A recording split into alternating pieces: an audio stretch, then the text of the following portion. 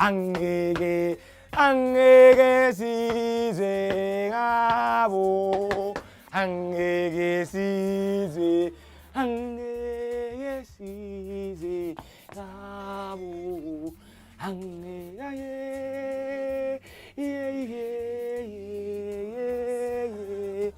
angeke sizwe Rolihlahla, my black president, members of the cabinet, distinguished guests, young, old, rich, poor, black and white. The words forgive and forget have become synonymous with only one word, and that word is freedom. Now, before I can share my ideas and plans with the House at large, I'd like to bring something to your attention. Questions. Yes, questions. And when you figure out answers to them, then, only then, we can figure out which path of the way this country of ours is headed to.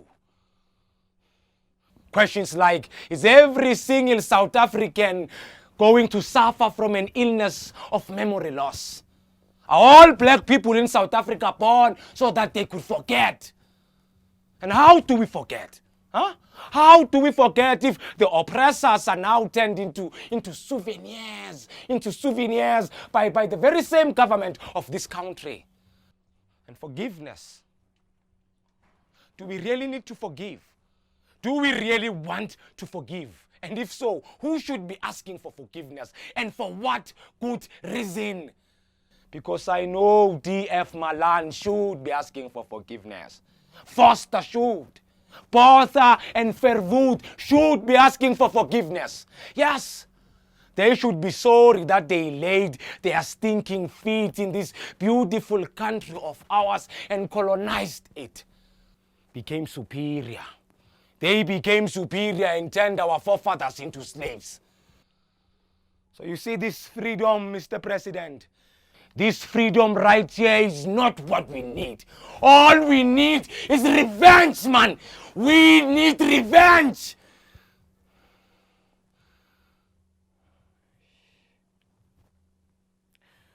Great. Fucking great. Fucking great. Here goes those tantrums again. I mean, with this kind of a voice, I might as well be kicked out of the meeting. I can't just give up now.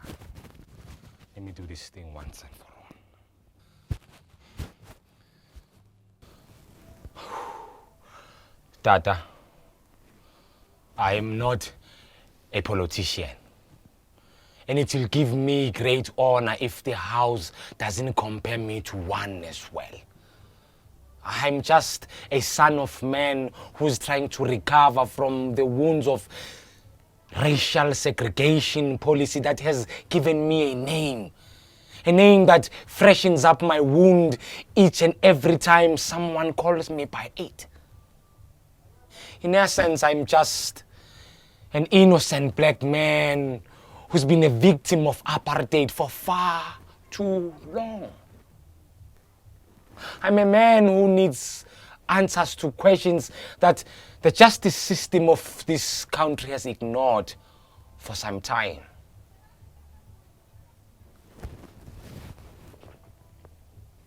I'm trying, Tata. I'm trying not to let my emotions cloud my judgment. I mean, I want to forgive.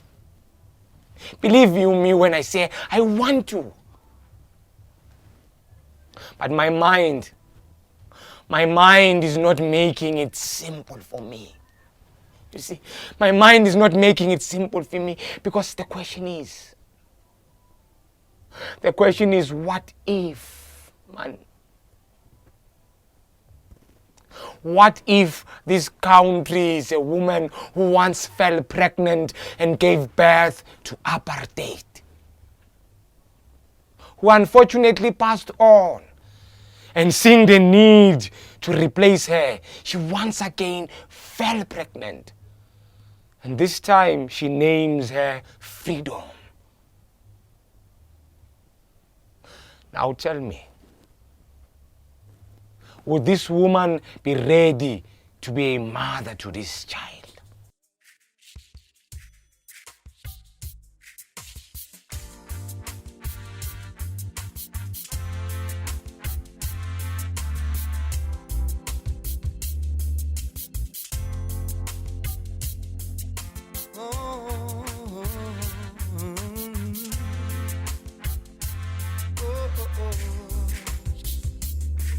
What too many people, too many people are suffering. What too many people, too many people are suffering. What's too many? I got too many, I got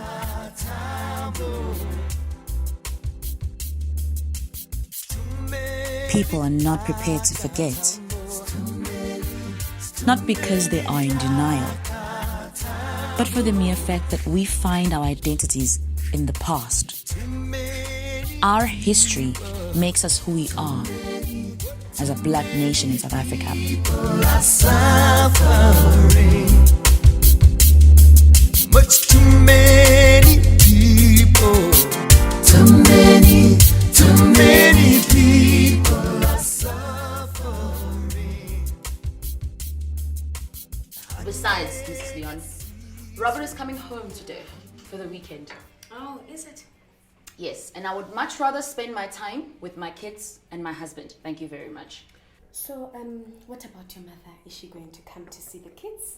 My mother is quite busy. I doubt she'll be able to come. But you know, as soon as she hears that Robert is here, she'll make a plan. Loves Robert, that one. But how do you feel about these interviews, though? Like I said, Mrs. Leon, this cabinet is something else. Tell me about it. Did you hear what Mr. Langa said when I asked him what good this meeting would do for the country as a whole? He was being ridiculous. He was like, and I quote, as part of the ongoing effective mandate of the country and bringing light to the country, we have decided that it is a good idea to add public participation on the victims that were victimized by the government previously to share their ideas on how the government can deal with the past, the present, and the future. I mean, it's a total waste of time. You know, when I mentioned the fact that those people can write in letters and don't even have to come here to have this meeting, it was like I was talking to a wall, I tell you. You know what, Mrs. Leon? I really pity those individuals that are going to be at that hearing tomorrow. No, that's if any one of them gets a clearance. Yes, of course. If they're even lucky enough to get clearance to see the president tomorrow. I just think that this hearing is a farce. It's a fake, it's cosmetic, it's just a publicity stunt. Nothing good will come out of it. You know, Bishop Desmond Tutu and the TRC never made much of a change. Even Thabo Mbeki refused to face the commission. And I mean, this hearing, what has made Mr. Langa think that he can shape the future of this country? You know what, I'm so glad I won't be going there, Miss Leon. I just want to do those interviews and go home. Because this is also useless, I tell you. It's not useless. Who are you? And then we can join Gamona when? The meeting is not useless. Should I call security? No. It's okay, Mrs. Leon. I'll take it from here. You can just close the door. Are you sure? It's fine.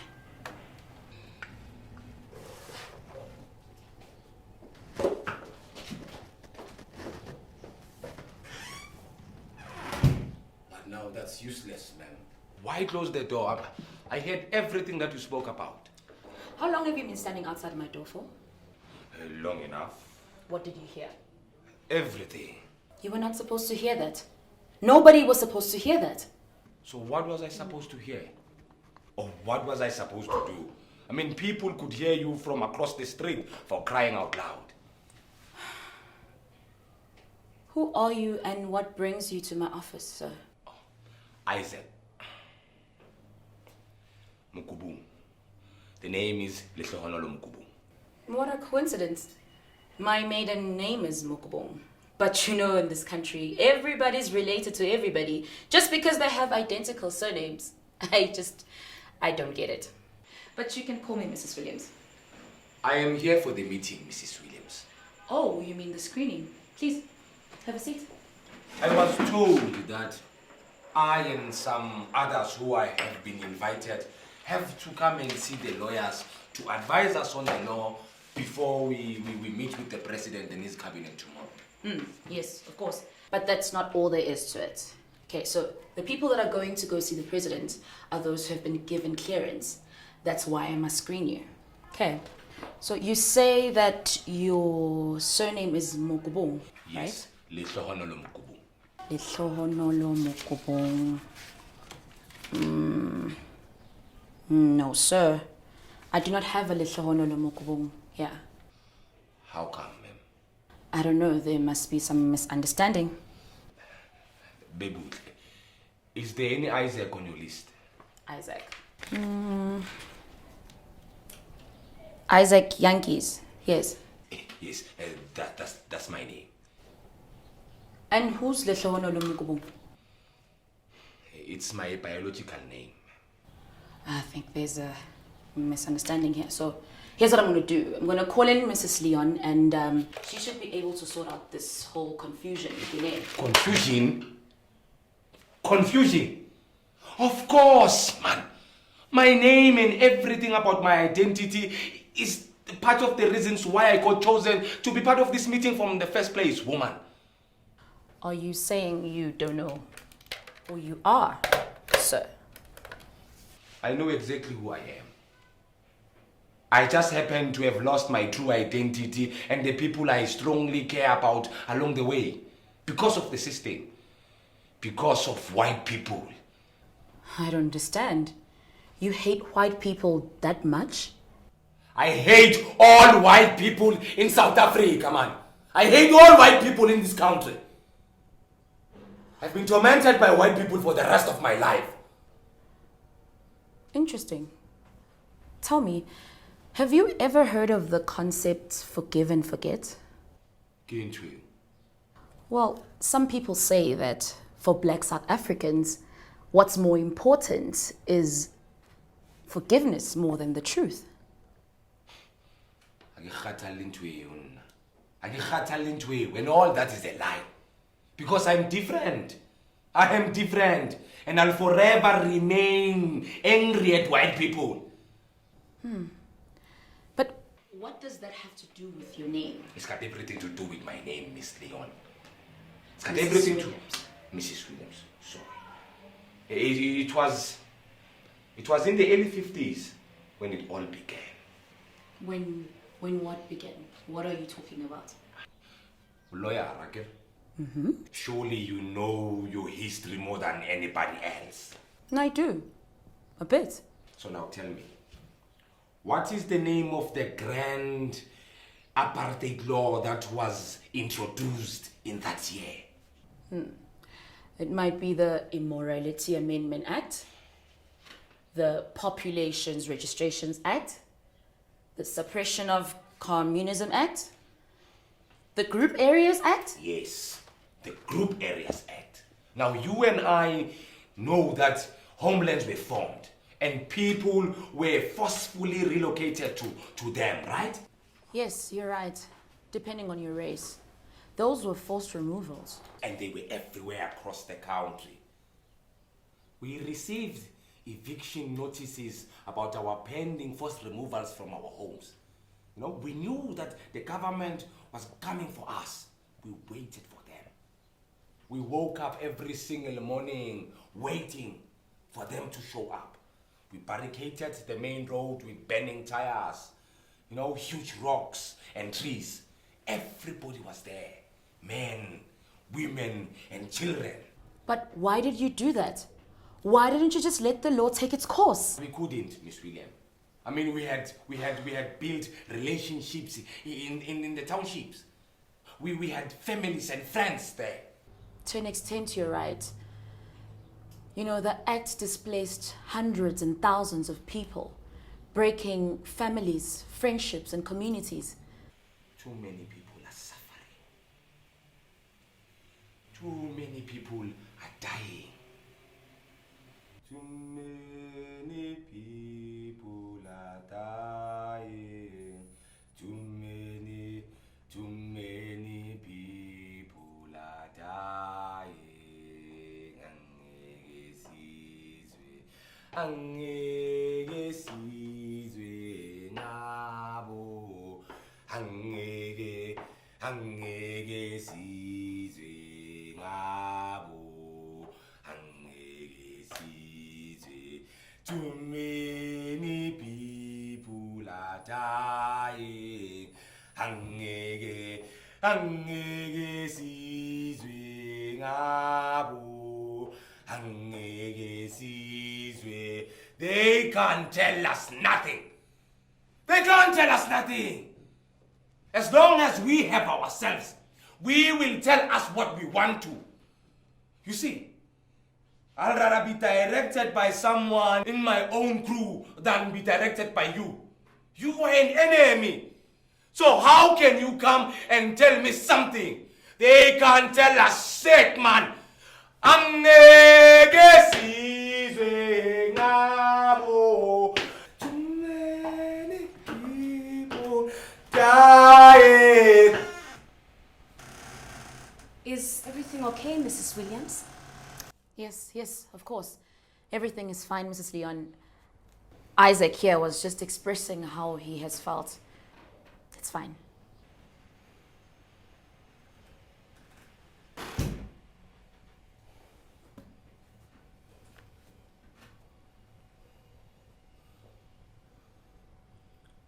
Sang every morning.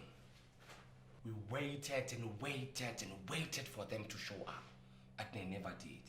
Until one day, at 4 o'clock in the morning, we saw a bright light from the government trucks coming towards the township. We knew that they were here. We screamed so loud. We attracted more and more people. You know, even the mother of my child came and sang next to me with our baby on her back. I can still remember the look in her eyes, Miss Williams. But why did she bring the baby? Just putting the baby's life at risk. Because there was nobody at home, Miss Williams. But she could have lost her life, for heaven's sake.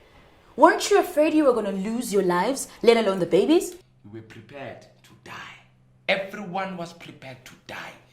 Oh, and if your story was told, how would you like it to be told? Why exactly you died?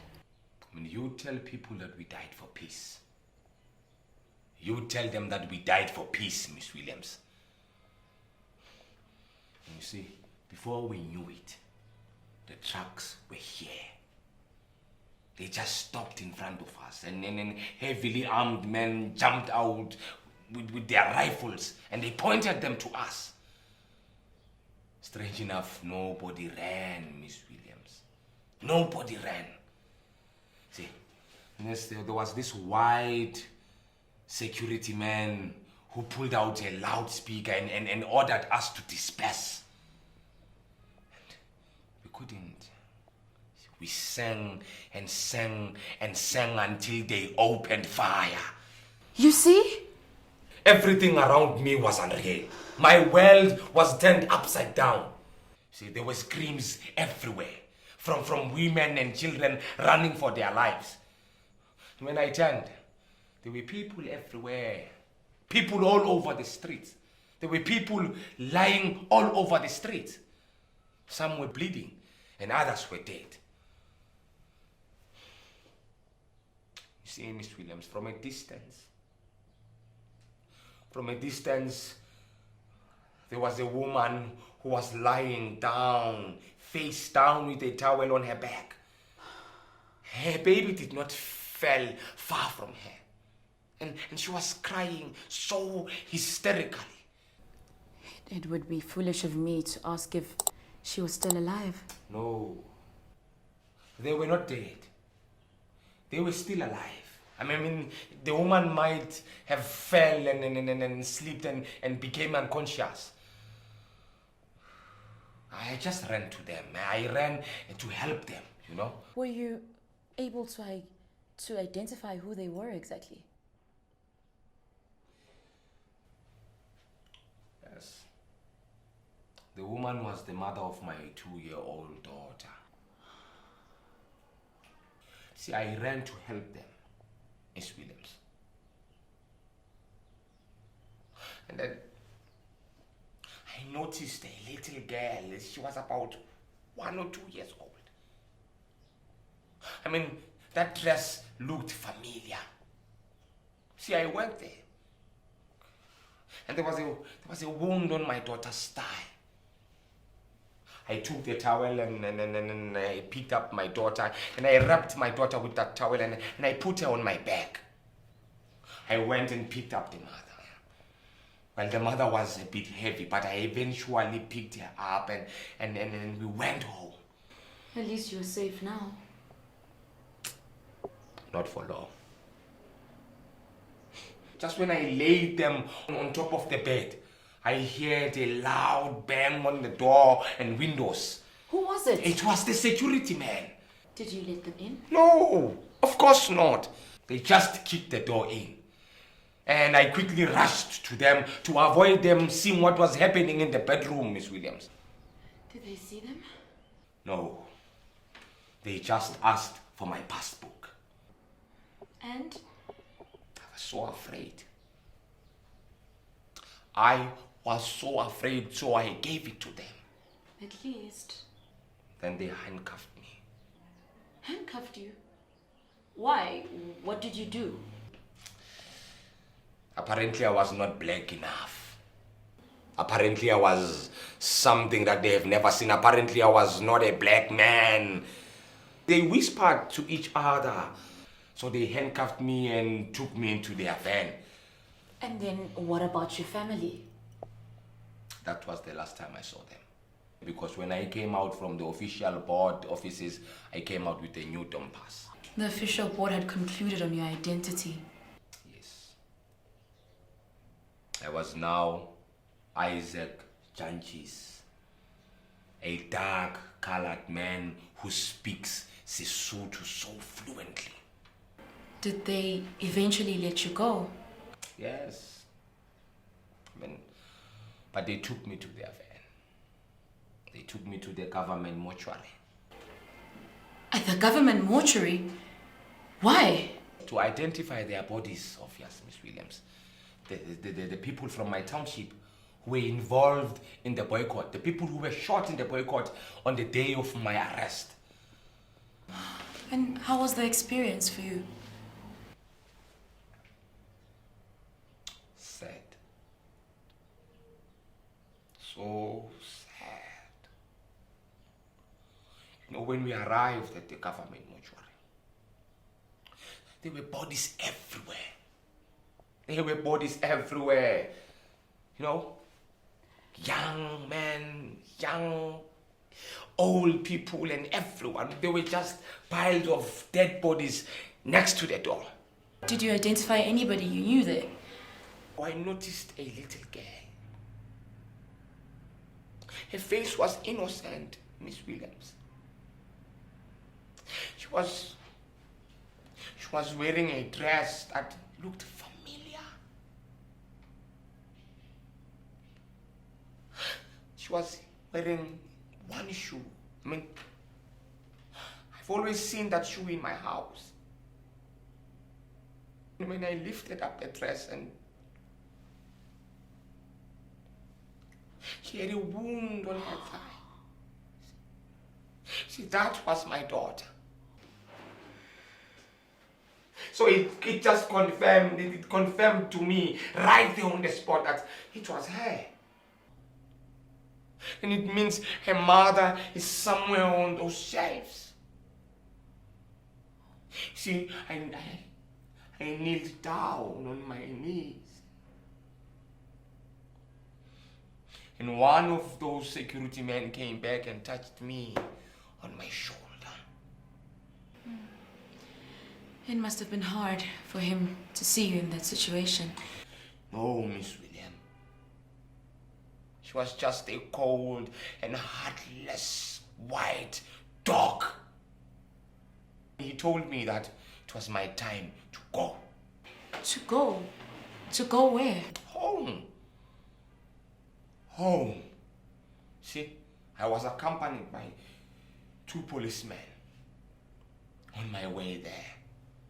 See, when we got home, I couldn't believe my eyes. There was just a rubble of land, and people were picking up walls from the demolished houses. Did you see anybody you knew? Yes. Friends and my neighbors.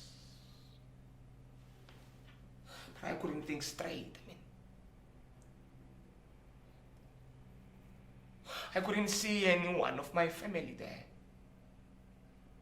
So it had confirmed in my mind that they were both lying on those shelves. My family was dead.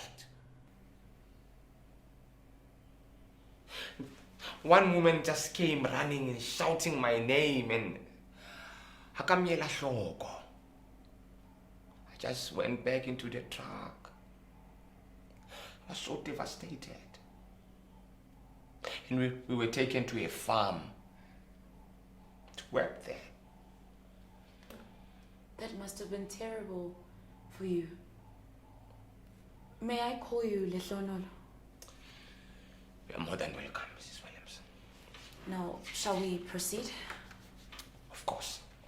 My assignment is to ask you a set of questions about your past life and your present. Then only can I determine if you can go to the meeting tomorrow. Like interrogations. Something like that. It's really interrogation, man. Well, then there's no point in having this discussion because you cannot go to that hearing tomorrow if you do not have clearance. Can we continue? Okay. Thank you. Now, your names will be called one by one. And when your name is called, just make sure that you get up and you address the president and the cabinet at large. Right? I would advise you to get to the point as soon as you can. Share your stories and ideas as fast as you can because time might be against you. Is that all? That is not all. There are sets of etiquettes and principles that you need to learn when addressing the president and the cabinet at large. Do you understand? Yes, I do. Okay. Now, I'm going to ask you, what are some of the ideas that you have for the cabinet tomorrow? Punishments. I beg your pardon? Punishments. What is that? See, Mrs. Leon. Mrs. Williams. Sorry, Mrs. Williams. I don't have plans and ideas for the meeting. I only have reasons. And reasons I tell you now, and right now, right here, that I want the president of this country to abort this freedom and adopt the policy of racial segregation that will favor black people before we can even think of reconciliation and give back to this freedom. Now, Miss Williams, this fetus is still in its early stages of development. Abortion can still be made. So, in a nutshell, what you're referring to here is retribution. You must be out of your mind. So when Verwoerd enforced this law on us, nobody said he was out of his mind. But now a son of man who knows nothing about politics, wants to turn the tables around. And all you could think of is that he is out of his mind. Why? Because I'm black. Well, that's just racist. That's not how the law works. The law would never allow that. We have a constitution. As a lawyer, I do things by the book. That's just how the justice system works. This retribution of yours will only make things worse. Can you please stop? please, stop referring to this stupid book of yours.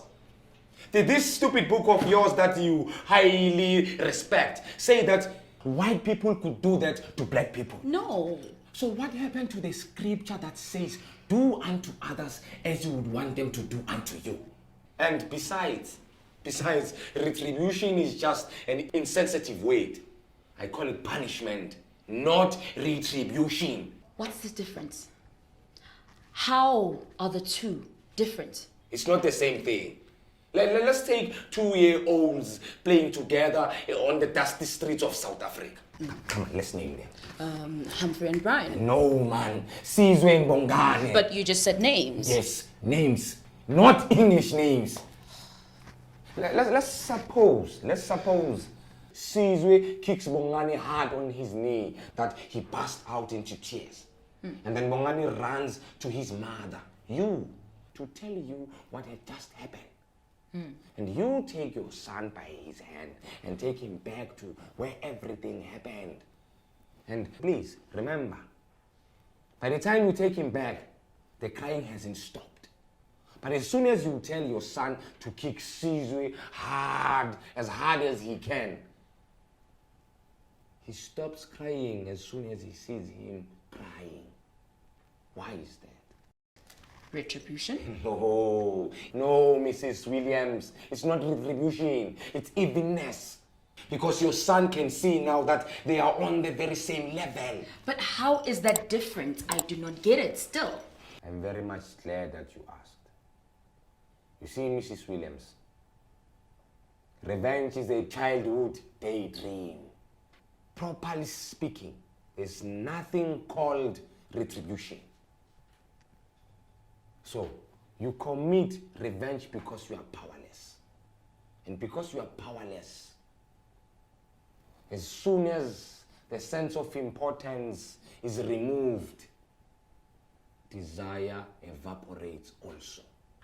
And that is called punishment, not retribution. Punishment, right? Yes. Because you see, Mrs. Williams, everything that lies inside of this troubled soul of mine is nothing but a scar.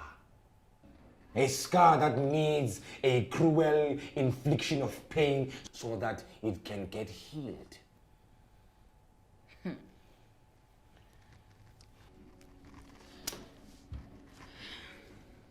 I need you to listen to me very carefully. You see, the president is not your friend. You must understand that. He's a highly respected individual. There's a set of protocol when you need to address him. This pointing of fingers and back and forth is strictly prohibited. You cannot, and I repeat, you cannot use that tone when speaking to him or the cabinet. You see, I understand that you might be upset, you might be angry, you might be frustrated.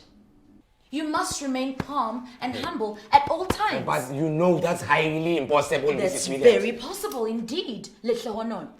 You see, this meeting that you're wanting to go to tomorrow, what they seek to achieve, or so I hear, is that they need ideas on how they can deal with the past, the present, and the future. These racist comments of yours won't help anybody in that meeting tomorrow, just so you know. Where do you get everything that you're talking about? I am not a machine, Mrs. Williams. I am not something that is programmed. I am a human being. I have feelings just like you. And that's human nature. Well, that's just the thing. That's just the thing. Because let me tell you something. Black people will forget. Everyone will forget. You know, one thing that makes humans to be so intelligent amongst all the living species is because of our mind. You know? The mind. That's where our memories are retained.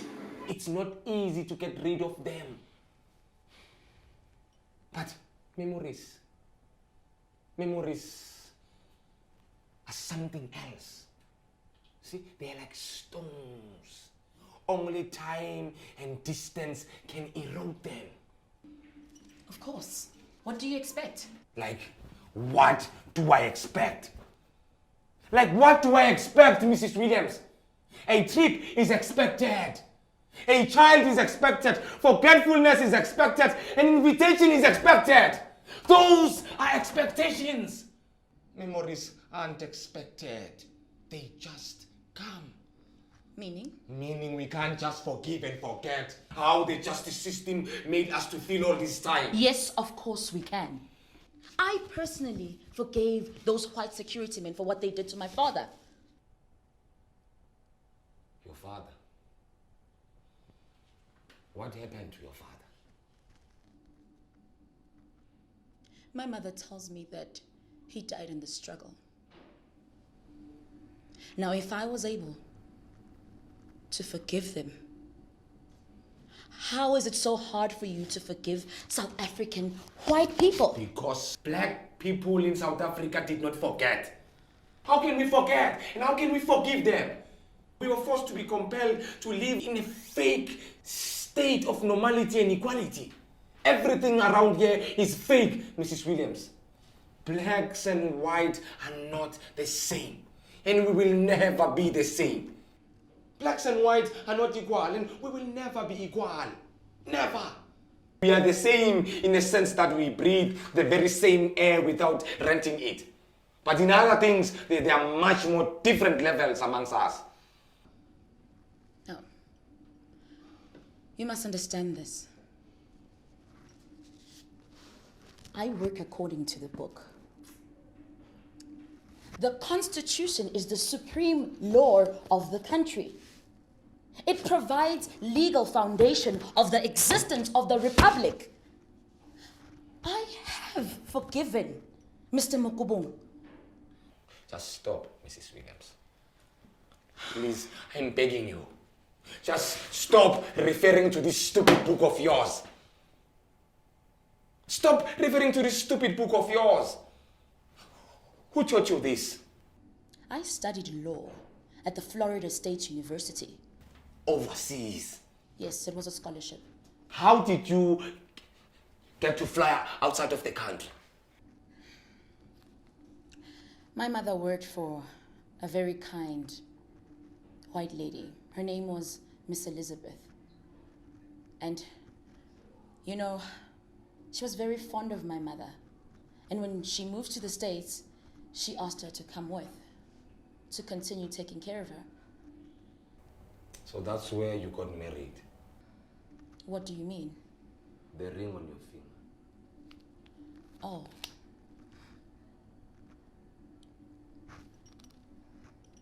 He first gave me a promise ring. And then as time went by, when I finished my tuition, he asked me to marry him. He was so beautiful. Such a fine man. Still is.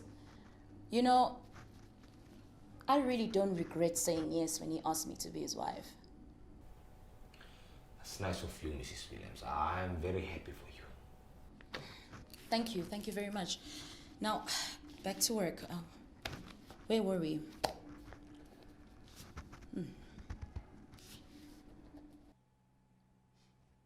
Excuse me. Are you fine, Mrs. Williams? Yes.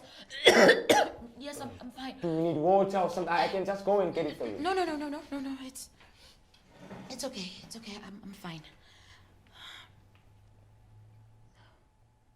But are you sure, though? Yes. I'm fine. Thank you. She was right all along. Who? Miss Leon. She kept on insinuating that I was pregnant, and I kept denying it. Even when my husband kept saying that I'm pregnant, I was completely in denial. So you are pregnant? I suppose so. You know, this will be my third child. Can you imagine? Congratulations, Mrs. Williams. I'm very happy for you.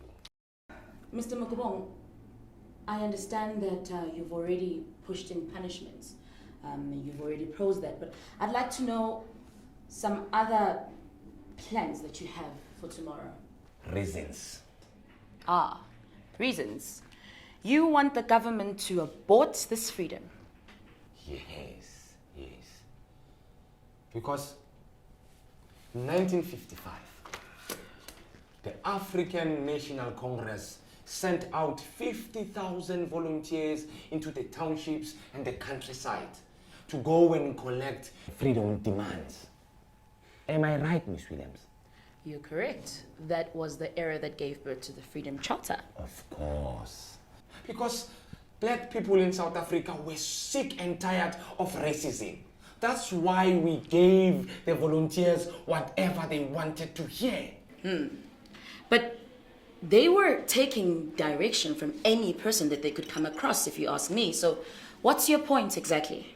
Miss Williams, my point is, if the African National Congress managed to do that and sent 50,000 people back then in 1955, what stopped them from doing it all over again after they have won the elections in 1994? What do you mean, Lehlono?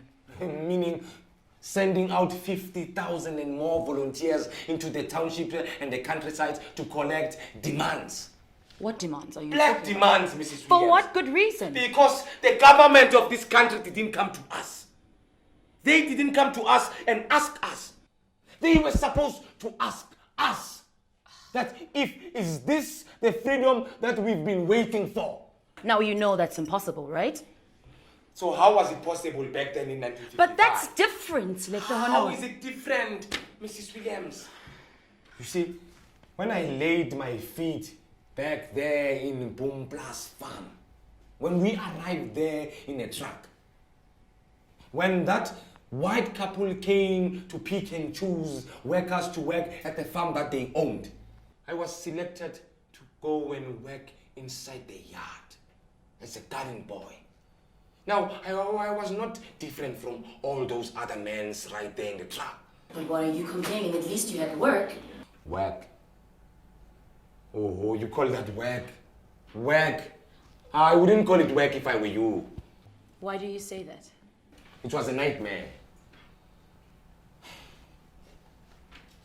It was a very cold Wednesday morning. I was preparing to go to work. I mean, I just woke up before I could hear the knock on the door of my cottage that I've been sleeping in since the day of my arrival. Who was it? It was Susan. Miss Lambert's 5-year-old daughter. Oh, what is that? Is that a smile I see? I have a very soft spot when it comes to children, Mrs. Williams. Susan and I were so close. I mean, having Susan in my life closed that void. I mean, she closed that void of the daughter that I never had. You know, I missed having that in my life. Were you missing your late daughter? Of course. Of course. But as I've said, having that little one in my heart and in my life was a blessing. You know, we were so close. We were so close. I mean, we had that father and daughter kind of a relationship, you know. And what did the mother think of this? Mrs. Lambert said to me, she has never seen her daughter so happy, you know. But her father didn't approve of it. Until that morning, she knocked at my door. I regret opening the door for her. Apologies for interrupting. Miss Williams, you won't believe who's here to see you. Mrs. Leon, I'm in the middle of an interview. So whoever's here to see me can see me afterwards. Mrs. Leon, please.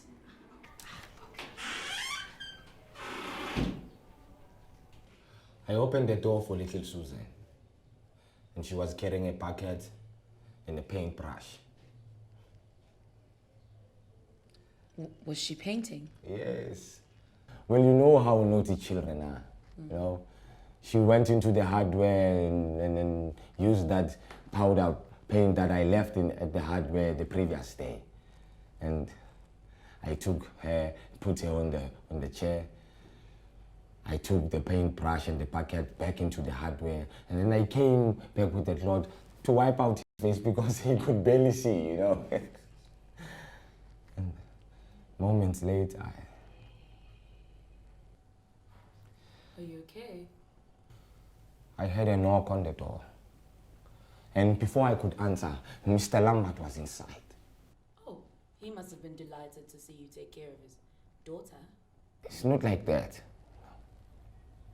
I tried explaining it to him, but he said to me, I knew that one day I will get you.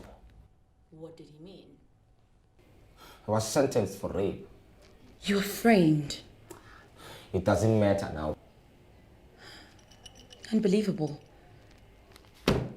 You know what, Isaac? Your story is one that is awaiting to be told, Isaac. I believe it has the potential to heal so many broken Black South Africans. I believe in your story, Isaac, and that is why I'm going to give you clearance to see the president tomorrow. It's just a pity that I won't be attending. Oh, thank you, Mrs. Williams. But why are you not attending? Well, I have to spend time with Michelle and Sam. Give me my number. My kids. Well, our kids. Robert is their father. Wait a minute. You are Lucy Williams.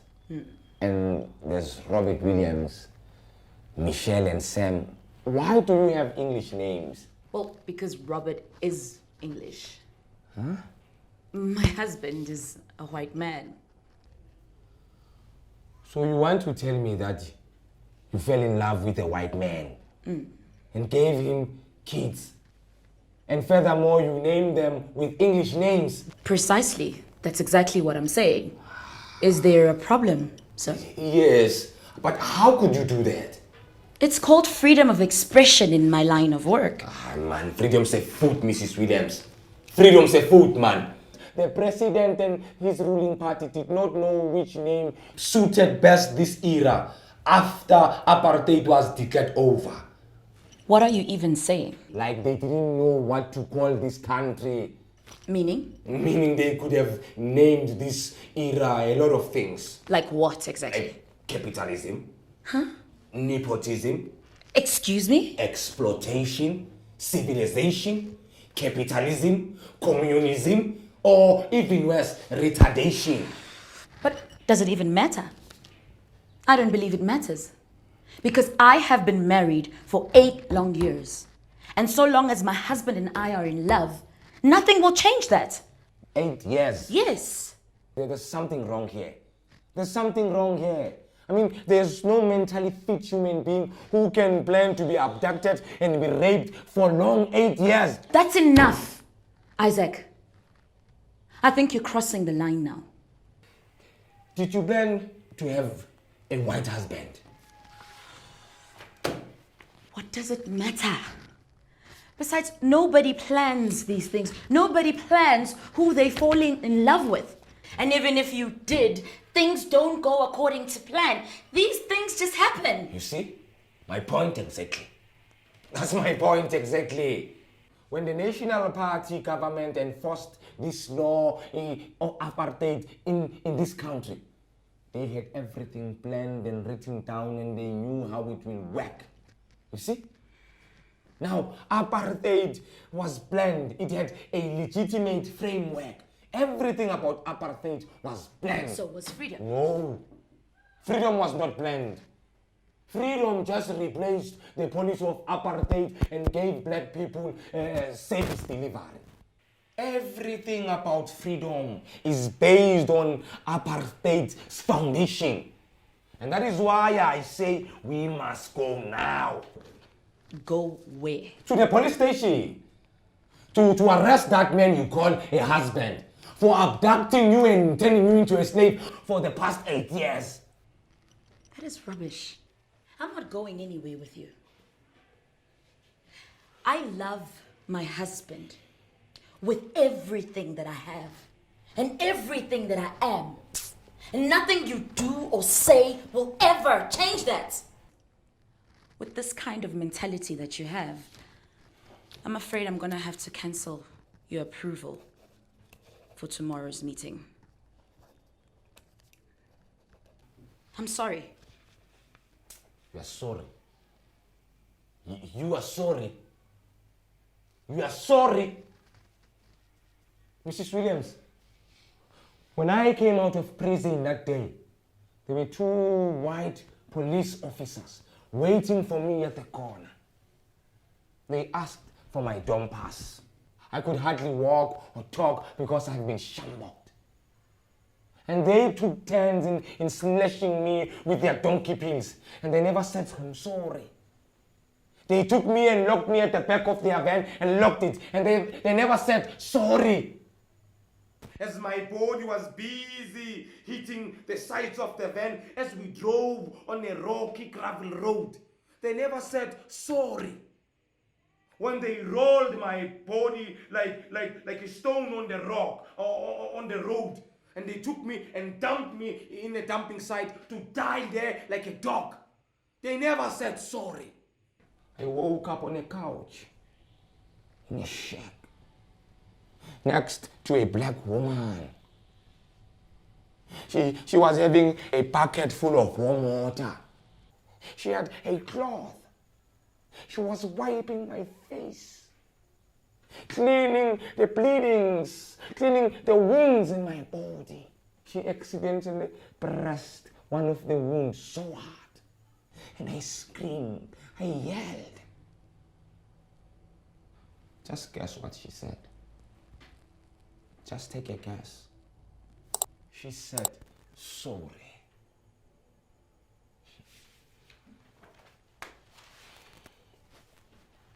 You know, this all sounds like an excuse to me. It's just an excuse. What about F.W. de Klerk, leader of the NP? What about him? He made a public apology to all black South Africans who suffered during the apartheid regime. Do you forgive him? No. I don't forgive him. And I don't think I will ever forgive him. And even if I do, Mrs. Williams, even if I do forgive him, I won't be making justice. I won't be making justice to every great South African who died and suffered in his hands. But you see, if I was there that day, if I was there when he said that, I was going to raise up my hand and ask a simple question. Why?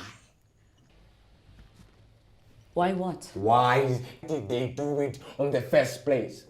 Why did you do it? You need to abort that stupid thing in your stomach now. Oh, you go to hell, Isaac. You go straight to hell and you close the door on your way there. I will not sit here one more minute and let you insult me with your bullshit. Lucy, e sa ile nako e telele ko emetse Lucy ka mane. Ebile ke utlwa le lerata ke ntse ke dutse reception. E ka ba hantle ngwanaka? Ke nahana jwalo mama. Oh, ke ne ke re ke tlo bolella fela Robert o itse o tla tla a o lata motshega mantsibi ya ka jeno. Tshidi. Matsidi so mokobong. Tshidi. You two know each other?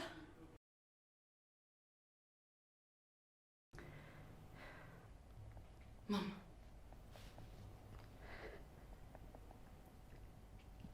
Ke ne ke le maphathephathe hoseng ho ke shebana le dintho tse ka bang di phuluhile ha o no hodiwa matlo a rona. Empa o no se letho leo ke le tsebang hobane ho no o tletse bohlaswa fela. Ke ile ka o nka ka o pepa. Itsa ke phamisa mahlo. Ka bona monna e mong a theolwa ke maponesa a mabedi. Pila mo matlo a rona a neng a le teng. Ha nka ba ka kgolwa mahlo a ka. E ne ka o tsamaetse ruri ha ke sa tla hlola ke mmona hape. ke ne ke thabile haholo ke ile ka tlola tsohle tseo ke neng ke di etsa ka mathela ho yena. Lehlohonolo ha ntse ke atamela e mong wa maponesa a nkgaruma, ema hona moo. Ya ba o botsa monna a emeng ka pela hao hore o ya ntseba na. Enwa yena a mphiya bo sehla ga ha ntsebe ebile ha soka ba ampona. Lehlohonolo o etsa jwang ntho jwalo ho nna ho rona? Ke ne ke fumane mosebetsi o motjha. Mongaka o na batla nna ke le mong. And families were not allowed to come with me where I was going to work. Otherwise, they were going to give someone else that job.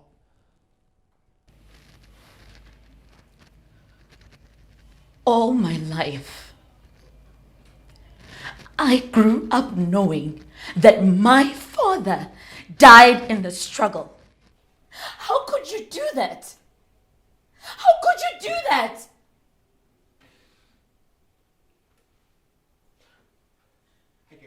I've had enough of your bullshit. You're not seeing that cabinet tomorrow. And wena mama.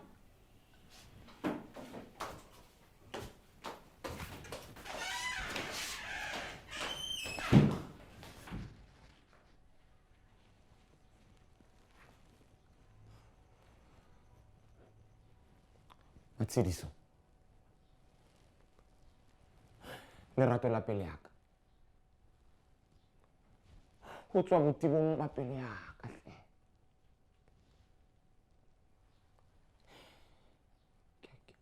Ke a o kopa. Matshidiso moratuwa. Lerato la pele yaka. Ho tswa botebong ba pele yaka.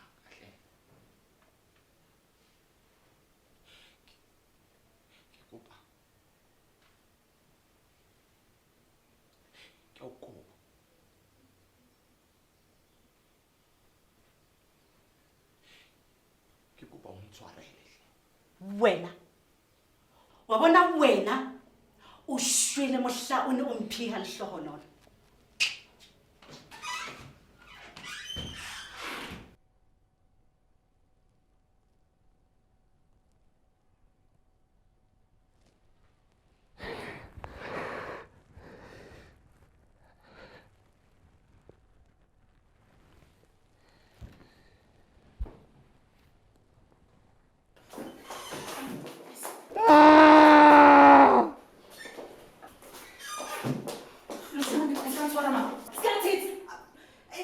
You had over 30 years to tell me the truth. 30 years, Mom. You failed, Mom. Failed.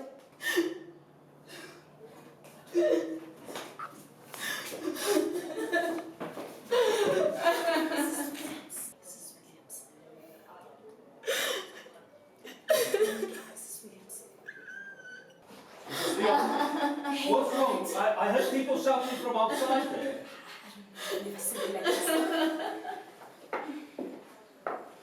My love, what's wrong? Robert, I'm just gonna go get my pen so you can take me out of this place. I just want to go home.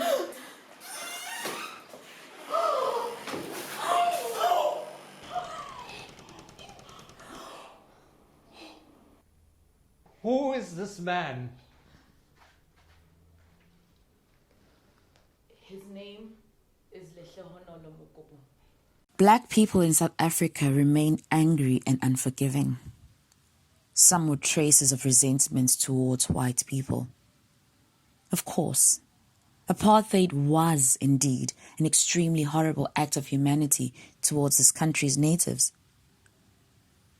People are not prepared to forget. Not because they are in denial, but for the mere fact that we find our identities in the past. Our history makes us who we are as a black nation in South Africa. Is this what I want for my kids? For them to keep asking me why black people are so mad at white people? The answer is not yet known to me. Of course, revenge is not the best reaction to injury. But then if it reduces the effect of our hurt, then we all deserve it. Although that's something the law tries to prevent.